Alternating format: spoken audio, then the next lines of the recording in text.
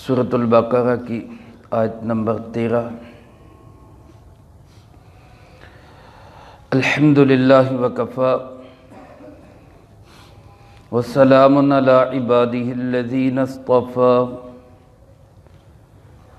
خصوصاً علی سید الرسل وخاتم الانبیاء وعلی آلہ واصحابہ الاتقیاء۔ اما بعد فاعوذ باللہ من الشیطان الرجیم، بسم اللہ الرحمن الرحیم۔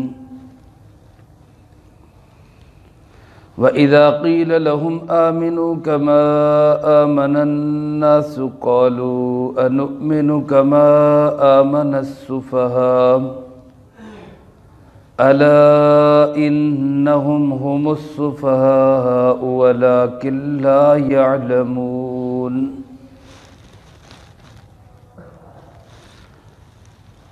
وَإِذَا قِيلَ لَهُمْ،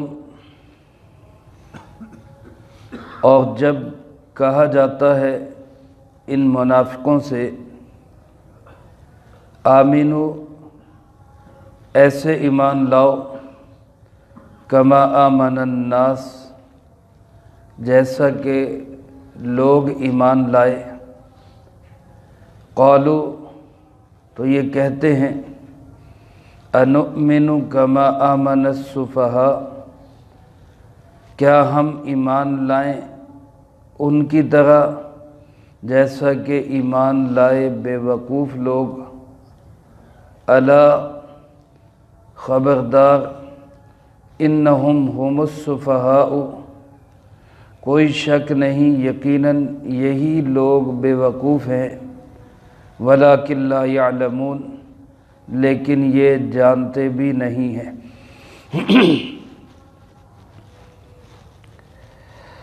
سورۃ البقرہ کے اس دوسرے رکوع میں 13 آیات کے اندر اللہ رب العالمین نے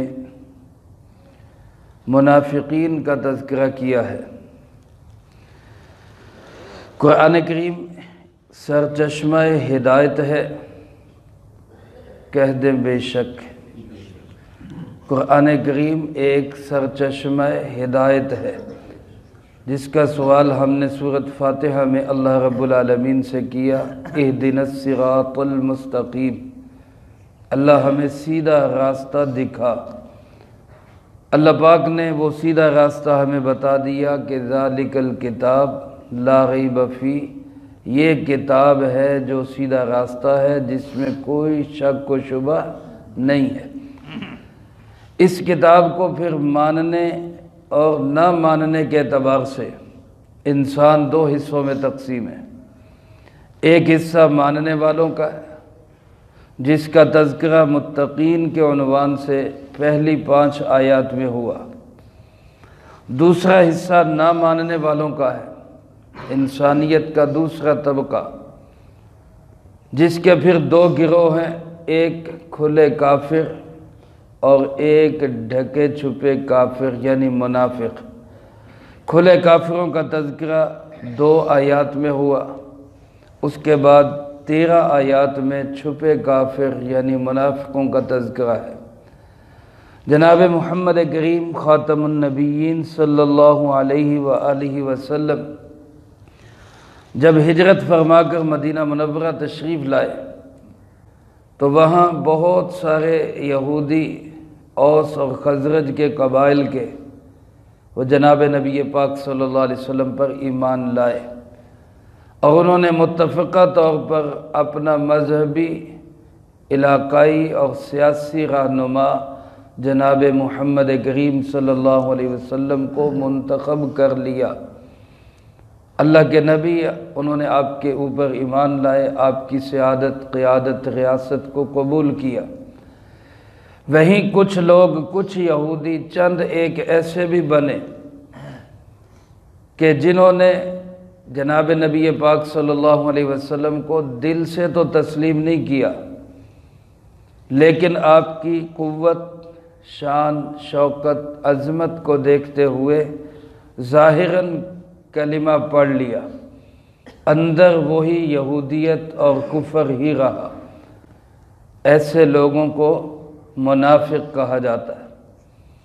ان کا سردار تھا رئیس المنافقین عبداللہ ابن ابی، جو مدینہ منورہ کا ایک بڑا آدمی سمجھا جاتا تھا۔ بہرحال اللہ پاک نے ایسے لوگوں کا تذکرہ کیا، یہ خاص اس زمانے کے لیے نہیں، اگر ایسی صفات کے حامل لوگ آج ہیں تو گویا آج بھی وہ منافقانہ طرز عمل جاری ہے۔ آج بھی کچھ لوگ ایسے ہیں کہ جو اسلام کو، مسلمانوں کو اچھا نہیں سمجھتے، لیکن وطن عزیز ملک پاکستان میں رہتے ہوئے کھلے طور پہ اسلام کی مخالفت بھی نہیں کر سکتے، اس لیے پھر وہ نشانہ بناتے ہیں مولوی کو، اور ٹارگٹ ہوتا ہے ان کا اسلام، کیونکہ کھلے اسلام کو گالیاں دے پھر تو کوئی بھی جینے نہ دے ان کو، یہاں پہ کوئی رہنے نہ دے، کوئی برداشت نہ کرے۔ تو دو طرز اختیار کرتے ہیں، یا نشانہ بناتے ہیں مذہبی رہنماؤں کو، یا پھر شکوک و شبہات پیدا کرتے ہیں، اس میں ایسی باتیں نکالتے ہیں کہ جو انسان کو ذہن کو ٹچ کرے اور پھر ذہن تشویش میں چلا جائے۔ ایسے بہت سارے لوگ ہیں، اللہ پاک ہم سب کی ان سے حفاظت فرمائے۔ اللہ پاک ارشاد فرماتے ہیں، ان منافقوں کو جب کہا جاتا ایسے ایمان لاؤ جیسے لوگ ایمان لائیں، یہاں اس آیت مبارکہ میں اللہ پاک نے منافقوں کی تیسری قباحت کو بیان کیا۔ پہلی قباحت ان کی بیان ہوئی کہ یہ لوگ دھوکہ دیتے ہیں، دلوں میں مرض ہے، بیماری ہے، شک ہے۔ دوسری قباحت ان کی یہ بیان ہوئی کہ یہ اصلاح کے نام پر فساد مچاتے ہیں، اپنے آپ کو مصلح سمجھتے ہیں فسادی۔ اور تیسری قباحت آج اس آیت مبارکہ میں ان کی یہ بیان ہو رہی کہ جب ان سے کہا جاتا کہ ایسے ایمان لاؤ جیسے لوگ ایمان لائے، تو یہ ان لوگوں کے متعلق کہتے ہیں کہ کیا ہم ایسے ایمان لائیں جیسے یہ بے وقوف ایمان لائیں، ان بے وقوفوں کی طرح ہم ایمان لائیں۔ اس میں الناس سے کون لوگ مراد ہیں، اور یہ منافق بے وقوف کن کو کہتے ہیں؟ علماء و مفسرین کرام رحمہم اللہ نے لکھا ہے کہ الناس سے مراد حضرات صحابہ کرام سب کہہ دے رضی اللہ عنہم، ایسے ایمان لاؤ جیسے دوسرے صحابہ کرام رضی اللہ تعالی عنہم اجمعین ایمان لائے، ان کی طرح ایمان لاؤ۔ تو یہ اس کے مقابلے میں کیا کہتے کہ کیا ہم ان بے وقوفوں کی طرح ایمان لائیں؟ تو گویا بے وقوف یہ کن کو کہتے، نعوذ باللہ من ذالک، صحابہ کرام رضی اللہ تعالی عنہم اجمعین کو۔ تو میرے عزیز دوستو، یہ بات منافقین کی انتہائی بری اور قابل مذمت بات تھی کہ جو لوگ جن کا ایمان اللہ کے ہاں معیار ٹھہرا، اسی پارے کے آخر میں اللہ پاک نے ارشاد فرمایا فَإِنْ آمَنُوا بِمِثْلِ مَا آمَنْتُمْ بِهِ فَقَدْ اهْتَدَوْا، اگر تم ایسے ایمان لاؤ گے جیسے یہ لوگ یعنی صحابہ کرام ایمان لائے تو پھر تم ہدایت یافتہ سمجھے جاؤ گے۔ یعنی صحابہ کا ایمان، صحابہ کا عقیدہ، صحابہ کا نظریہ رضی اللہ تعالیٰ عنہم اجمعین اللہ کے ہاں وہ ایک معیار بن گیا، ایک کسوٹی بن گیا۔ دنیا کے اندر کوئی انسان کوئی چیز بناتا ہے نا، اس کا سیمپل دیتا ہے کہ جناب یہ نمونہ ہے، یہ سیمپل ہے، آپ سارے مال کو اسی نمونے کے مطابق چیک کر لیں۔ اب اللہ پاک نے پوری کائنات کے لیے، قیامت تک آنے والے آخری انسان تک کے لیے معیار کس کو بنا دیا؟ صحابہ کرام رضی اللہ تعالیٰ عنہم اجمعین۔ یہ معیار ہیں، ان کے ایمان جیسا ایمان ہوگا تو پھر تم کیا سمجھے جاؤ گے؟ پھر ہدایت یافتہ سمجھے جاؤ گے، پھر سمجھا جائے گا کہ تم نے قرآن کی سرچشمہ ہدایت سے سیرابی حاصل کر لی ہے، اور اگر صحابہ کے ایمان جیسا ایمان نہیں ہے تو پھر اس کے اندر جتنی کمی ہوگی اتنا ہی اللہ کے ہاں سے ثواب میں کمی ہوتی چلی جائے گی۔ اس لیے معیار صحابہ کو قرار دیا گیا، وہ پاک جماعت، وہ مقدس جماعت، وہ مطہر جماعت، وہ خیر القرون کا زمانہ، جن کے ایمان کا گواہ اللہ، جن کی ہدایت کے سرٹیفکیٹ اللہ پاک نے دیے، جن سے اللہ پاک راضی ہو گیا اور وہ اللہ سے راضی ہو گئے۔ یہ لوگ ان کو کیا کہتے کہ یہ بے وقوف ہے۔ ابن عساکر رحمۃ اللہ علیہ ایک مؤرخ گزرے ہیں، انہوں نے اپنی سند کے ساتھ یہاں نقل کیا حضرت عبداللہ ابن عباس رضی اللہ تعالیٰ عنہما سے کہ آمنو کما آمن الناس، ایسے ایمان لاؤ جیسے لوگ ایمان لائے۔ اس سے مراد کون ہے؟ حضرت عبداللہ ابن عباس رضی اللہ تعالیٰ فرماتے کما آمن ابو بکر و عمر و عثمان و علی رضی اللہ تعالیٰ مجمعین، یعنی چاروں خلفائے راشدین، ایسے ایمان لاؤ جیسے یہ خلفائے راشدین ایمان لائے۔ میرے عزیز دوستو، یہاں آپ غور فرمائے تو اللہ پاک نے صحابہ کا نام لینے کی بجائے فرمایا آمن الناس، جیسے لوگ ایمان لائے۔ ناس انس سے ہے، اور انس کا معنی ہوتا ہے پیار و محبت، مانوس ہو جانا۔ تو مسلمان حقیقت میں ناس ہے، اصل میں انسان ہے ہی مسلمان، ایمان والا ہی حقیقی انسان ہے، اور جو ایمان والا نہیں ہے وہ انسان کی شکل میں انسان نما تو ہے، انسان نہیں ہے۔ اللہ پاک نے ان کے متعلق کیا فرمایا؟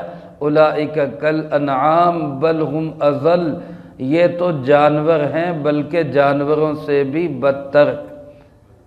اللہ کا شکر ادا کرے، اللہ پاک نے ہمیں ایمان کی دولت سے مالا مال کر کے انسانوں کی صف میں شامل رکھا ہے۔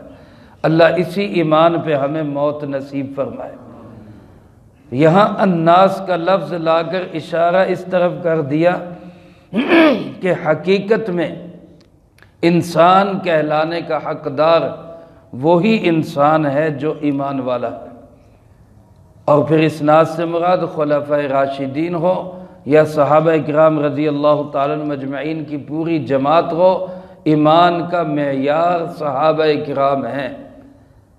لیکن اس کے مقابلے میں وہ لوگ کیا کہتے ہیں؟ انؤمن کما آمن السفہاء، ہم ایمان لائیں ان بے وقوفوں کے ایمان کی طرح۔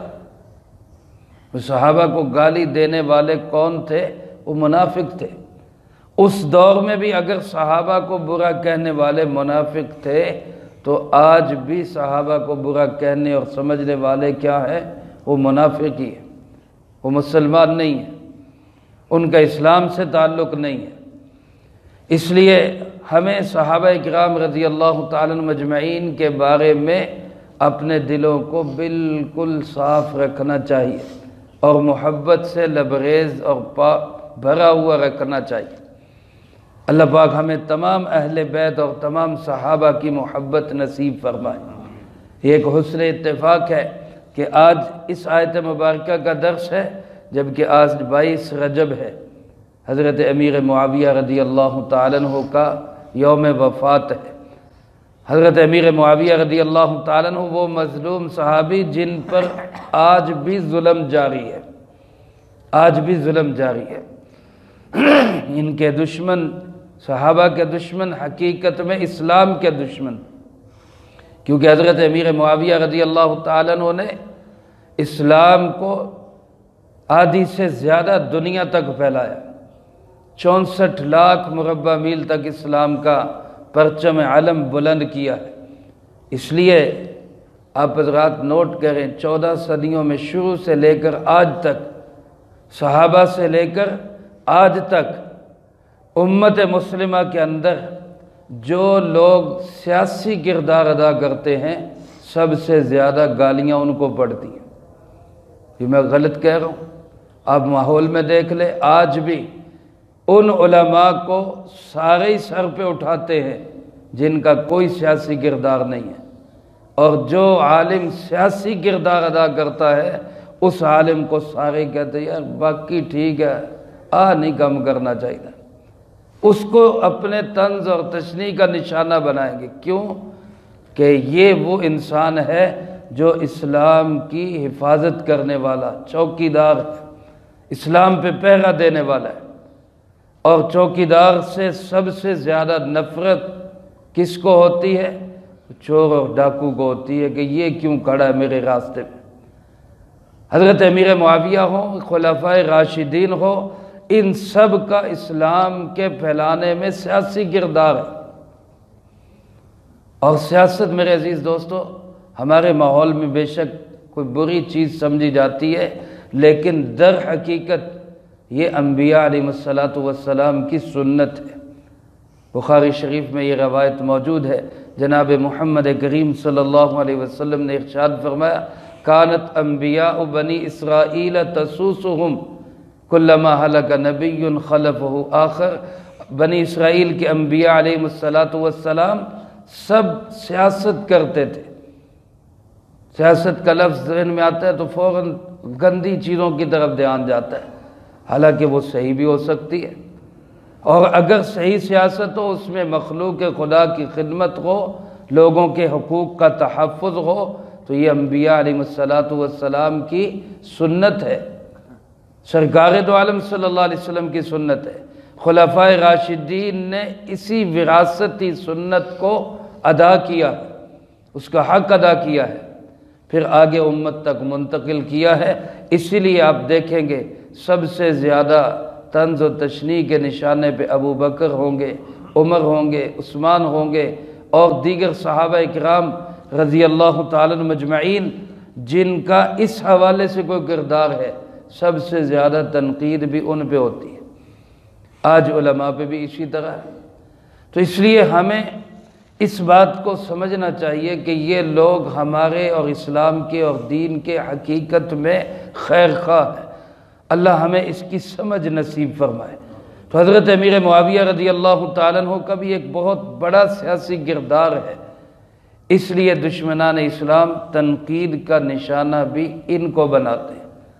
ہم الحمدللہ تمام اہل بیت سے، تمام صحابہ سے محبت کرنے والے ہیں، سب کہہ دے بے شک۔ ہماری اہل بیت سے بھی محبت ہے، ہماری صحابہ اکرام رضی اللہ تعالیٰ مجمعین سے بھی دلی محبت ہے۔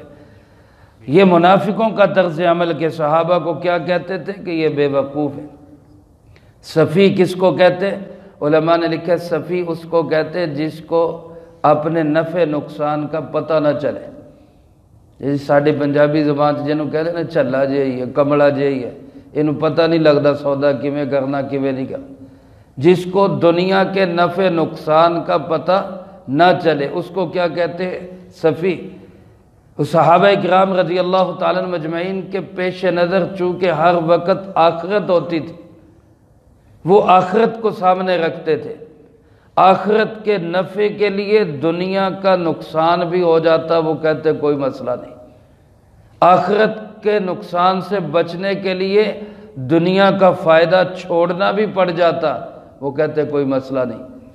اب اس چیز کو دیکھ کر دنیا دار لوگ، دنیا کے کتے لوگ ان کو کیا کہتے کہ یار انہوں تے دنیا دے نفع نقصان دا پتہ ہی نہیں، تو پاگل ہے، بے وقوف ہے۔ آج بھی بہت سارے لوگ، اب علماء جنہوں نے اپنا طرز حیات ایسا بنا لیا کہ وہ صرف دین کی خدمت کر رہے ہیں، دنیا داری میں زیادہ وہ نہیں جاتے۔ اب دنیا داری میں ان سے کچھ غلط ہو جائے لوگ کہتے ہیں بس عالم تو بن گیا پر ہے بے وقوفی، عقل کوئی نہیں۔ حالانکہ ان کے پیش نظر کیا ہوتا ہے؟ ہماری دنیا برباد ہوتی ہے ہو جائے، ہماری آخرت برباد نہ ہو۔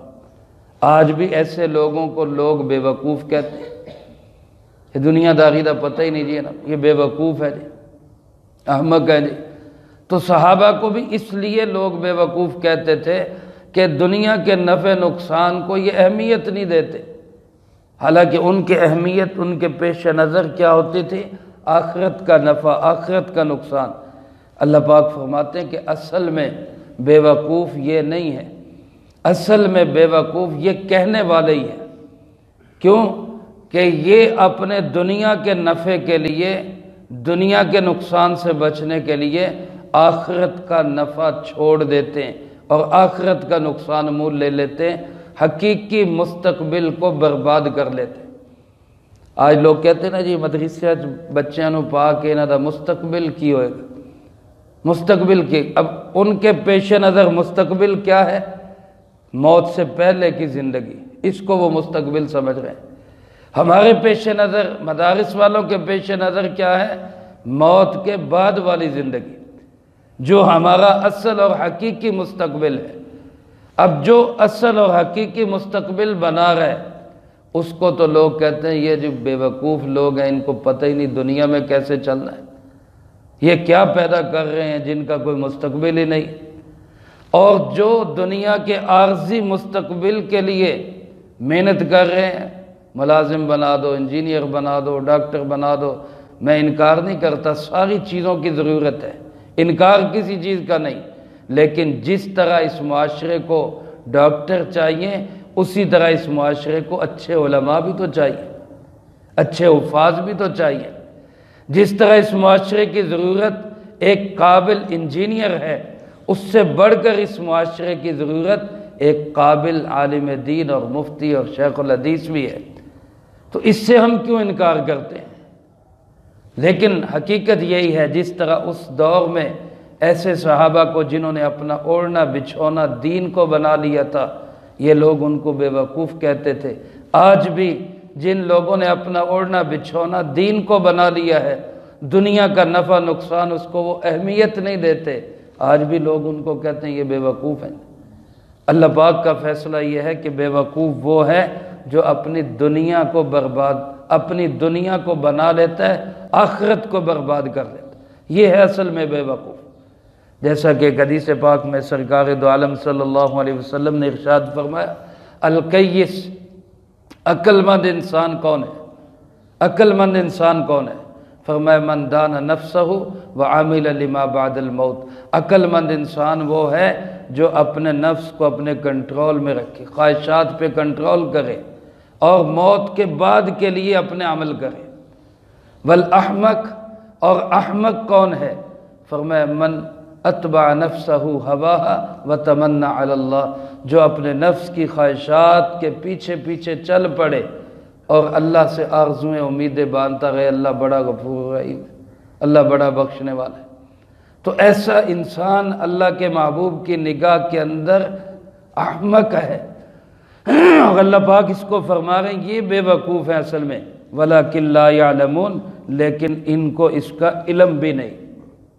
یہ بے وقوف سمجھ رہے ہیں جس کو دنیا کے نفع نقصان کا پتہ ہو۔ اللہ کی نگاہ کے اندر بے وقوف وہ ہے جس کو آخرت کے نفع نقصان کا کچھ پتہ نہ ہو، وہ ہے بے وقوف۔ اللہ پاک ہمیں ایسی بے وقوفی سے محفوظ رکھے۔ تو صحابہ کرام مقدس ہستیاں، ان کے ایمان جیسا ایمان ہم نے بنانا ہے۔ علماء، دینی مدارس، مساجد، مراکز ہمارے رہنما ہیں، ان کے ساتھ ہم نے اپنا تعلق جوڑنا ہے تاکہ ہمارے اندر بھی ایمان کی رمق باقی رہے۔ اور جو ایسے لوگ جو صحابہ سے ہمیں ہٹاتے ہیں، جو علماء سے ہمیں ہٹاتے ہیں، یہ حقیقت میں احمق اور بے وقوف اور نادان لوگ ہیں، ہمیں ان کے پیچھے نہیں لگنا۔ اللہ مجھے آپ کو سب کو اس کی سمجھ نصیب فرمائے اور اس پہ عمل کر کے دوسروں تک پہنچانے کی توفیق عطا فرمائے۔